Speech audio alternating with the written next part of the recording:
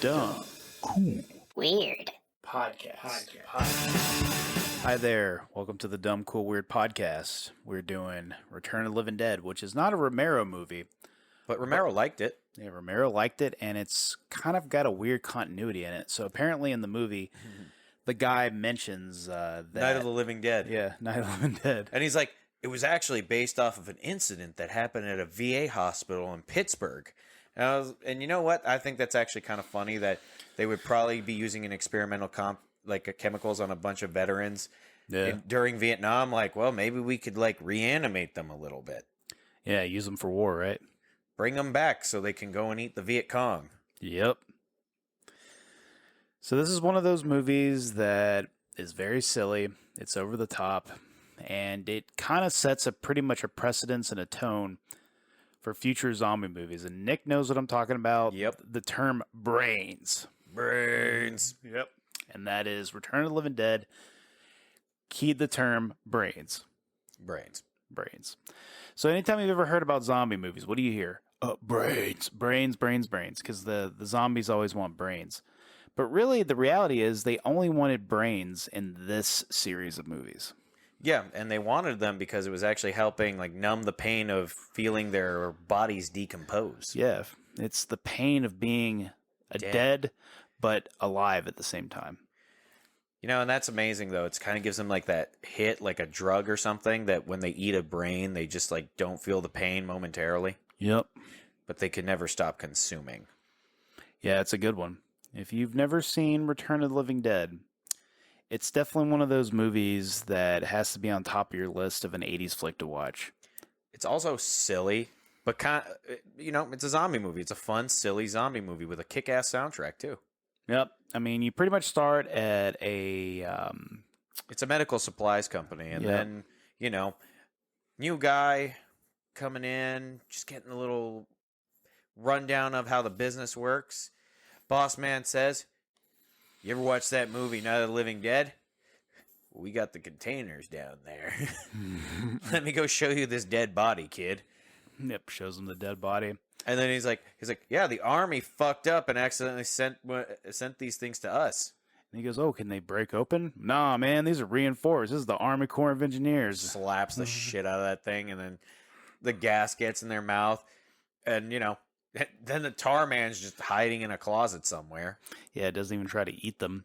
And then the buddies show up, all the punk buddies, and they show up in their shitty fucking broken down car that has spray paint drawn all over it. So that they could wait for his name was Jeremy. So that they could wait for Jeremy to get off of work so they could go party. Yep, pretty much. And they seem to be having a good time out there. I mean, that one chick just romanticizes about death. Takes off all of her clothes, and then she's dancing naked on a tomb. Well, don't forget they fucking break open that fucking graveyard with the fucking sledgehammer. Oh yeah. They needed a place to party. Oh yeah, I mean, yeah, just a bunch of 18-year-olds who look like 20-something-year-olds. Yep, needed a place to party. Every movie ever. And basically what ends up happening is all the cadavers come to life in this medical facility. Some of them are over 100. And then when the dead guy that they had in the freezer wakes up, he's pretty pissed. Yep. And then they decide to beat the shit out of him, cut his head off, and then they take him next door to a mortician. Before that, this was the funny part. It was when they're like, wait a minute, let's kill it. Well, how? Well, in the movie... They destroyed the brain. Yep. And then they actually drove that spike through its head. Didn't do anything. And it didn't do a thing. And they're all like, but you said it worked in the movies. Well, it's not fucking working now. Well, it's not a movie. This is real life. Because it even says it in the beginning of the movie. It's like, these are based on true events. These are actual events. These are actual places and people. Because then the reality is these zombies don't go down just from destroying their brains. No, they keep coming back. Yeah. God. So they end up going next door to the mortician, and the mortician's like, oh, yeah, let's burn up the body. They burn up the body, and then it evaporates. Oh, yeah, into the air. I love how they told him, yeah, it's a bunch of rabid weasels. Yeah. And he's like, well, can I at least take them out in the parking lot and put them out of their misery? He pulls out his gun. How often do you do this that, the neighborhood's going to be okay with hearing that? Yeah, I know, right? So they end up burning the body. It gets absorbed into the atmosphere, and then it rains back down. And when it's raining, the trioxin, which, by the way, the name of the chemical is trioxin, apparently is a chemical that the U.S. government created to spray on marijuana. To kill the marijuana, I guess. Yeah, I didn't really catch too much of that. Yep. Maybe somebody in the comments section could figure out that scene and tell us that thing that they said they were doing with that chemical. Yep. And so it ends up raining back down, and apparently when it rains down on normal humans, it apparently burns your skin a little bit, but it doesn't do anything to you. But when it hits a decomposing corpse, leaks through the ground, hits a corpse, or it leaks on just a regular corpse above ground, it apparently reanimates like the corpse. Yeah, it reanimated a couple of 100-year-old corpses.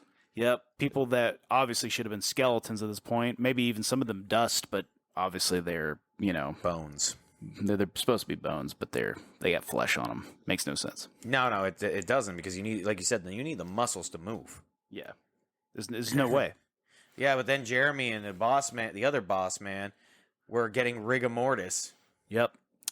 Yeah, so the boss man and Jeremy were dying from rigor mortis. They get the paramedics out there, and they're like, "Oh man, they don't have a blood pressure, no pulse, no reflexes." Yep, their room temperature, and their skin is like white colored. Yeah, it's like, well, we're not saying you're dead, but you're kind of dead. You're kind of dead. You're moving around, which doesn't make sense. Yeah, but you're dead. Yeah, you're dead. God, and then when he turned on the lights and then they just strike him. That was crazy. That was pretty creepy. And then when they called in the bring more paramedics. Yep. Yeah, so these zombies that come from the graves, they destroy everybody. And the one hot punk girl with the red hair, she gets eaten alive and she gets buried in the mud. Yeah. I was kind of confused about that because she's not the only character who comes back reanimated. Yeah. So do they also have the ability to sort of infect people? No, they don't. So because that's what I was going to say. I know they couldn't really infect anybody because that one cop. So it's really dependent on the trioxin hitting the body, because when you think about it, the one paramedic that had half of his brain cut off, he didn't get reanimated because he wasn't getting rained on. But the one girl, she died, and when she got rained on again, and she came back to life. Yeah, because she was buried under the mud. Yeah, but that was the thing, because one of those cops also had the same situation happen to him. The one who was leading in the other cops with the signal light. Yep. So did they maybe not eat his brain, or do they know how to utilize the trioxin, or how does it work? Because maybe they ate part of his brain on the backside or something, and then he got hit with the trioxin, and they were like, "Oh, we can't eat him now," because remember Tarman didn't eat the other two. Yeah, because and that's what I was saying earlier, is he probably didn't bite into their brains because he's like, shit, I'm still fucking hungry. Yeah, exactly. What does a motherfucker got to do to get some food around here? Yeah, and speaking of Tarman, we got to talk about Tarman. Tarman is fucking terrifying. He is terrifying. When I was a kid, Tarman scared the shit out of me. Yes.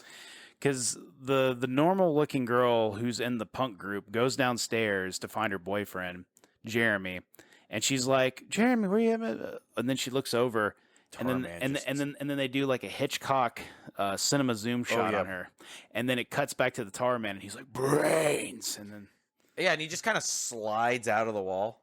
Yeah, looks like he's smearing shit all over the walls too.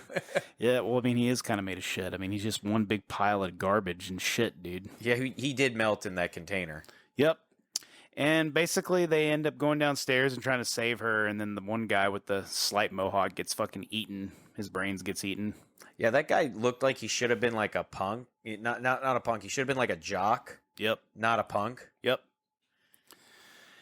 And basically, what ends up happening is they run away. They leave him there. Yeah, they leave him there, and they run away back to where the mortician is, and they go inside. They knock on the door. They let him in.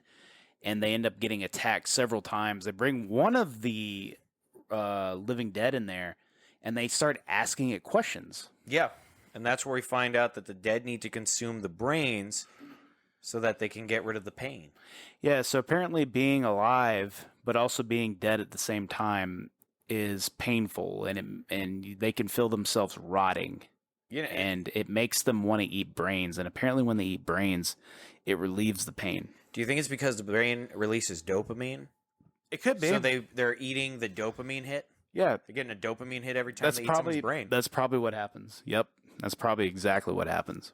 They probably get a dopamine hit every time they do that. Wonder how long it lasts for them. I mean, just because, they got to go through a lot of brains before they rot. Oh, yeah, absolutely.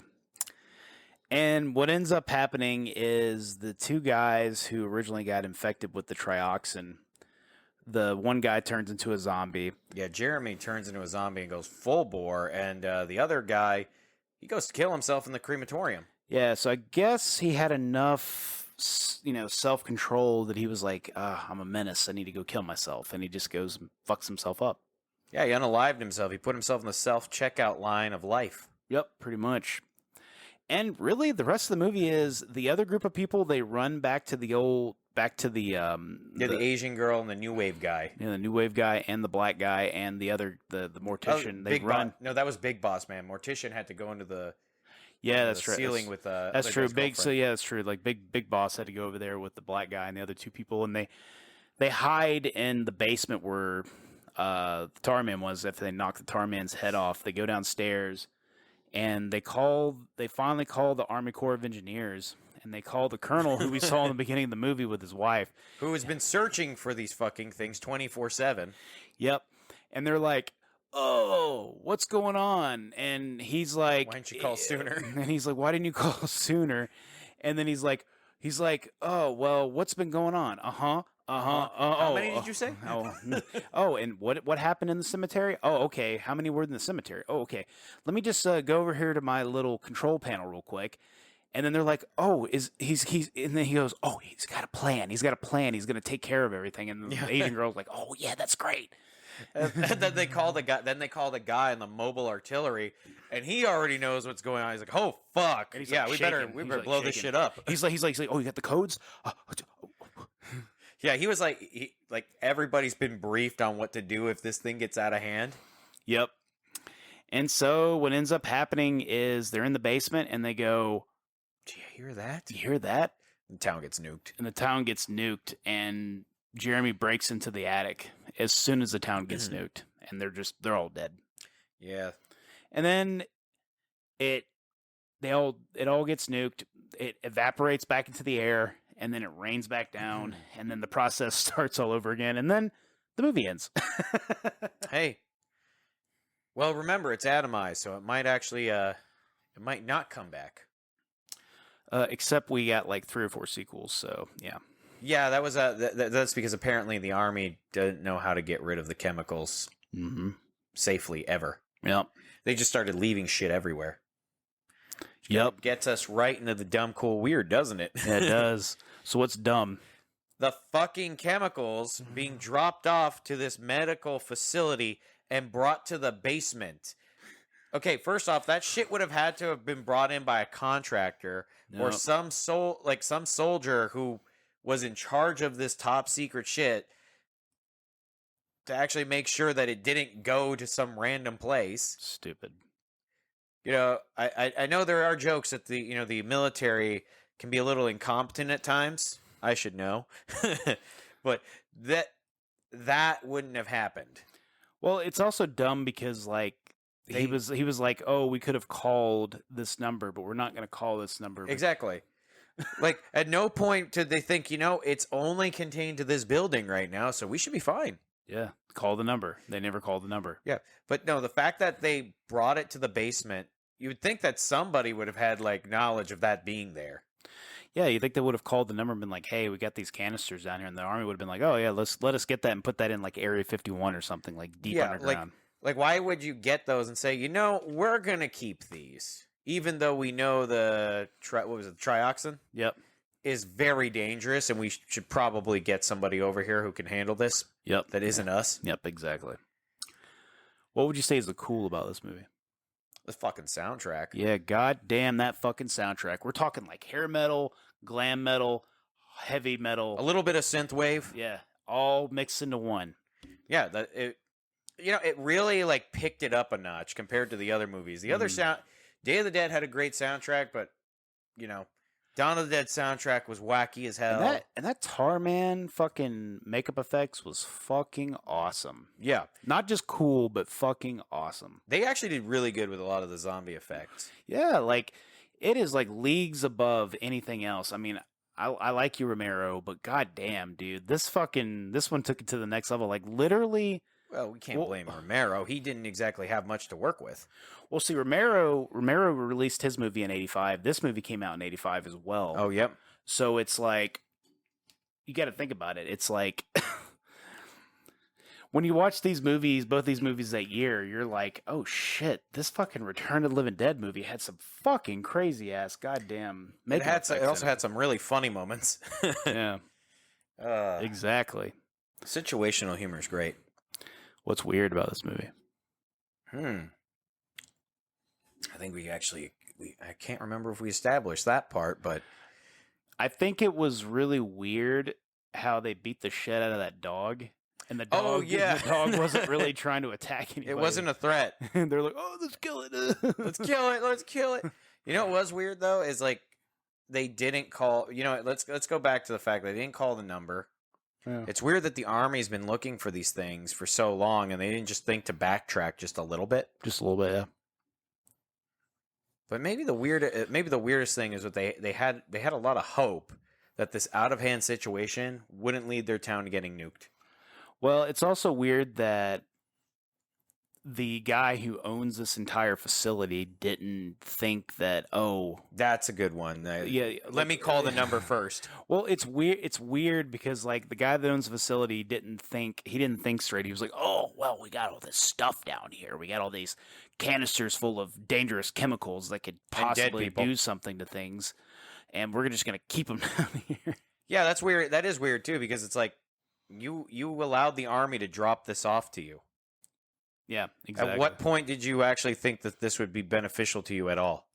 Yeah, exactly. It's also kind of weird how even though things were going so south for the cops, they just kept sending cops in. Yeah,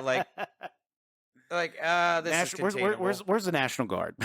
Can we get the guard or somebody else here? Because this shit is like out of hand. Like, we don't have that many cops. Well, movie logic, right? Yeah, what? They already went through, like, their whole police force. Yep.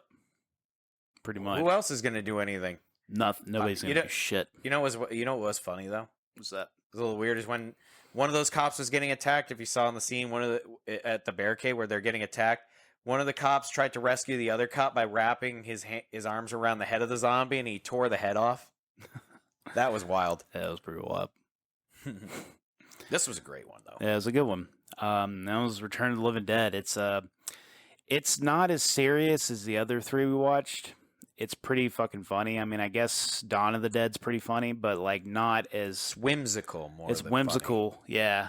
But this one is definitely a lot more like entertaining and funny.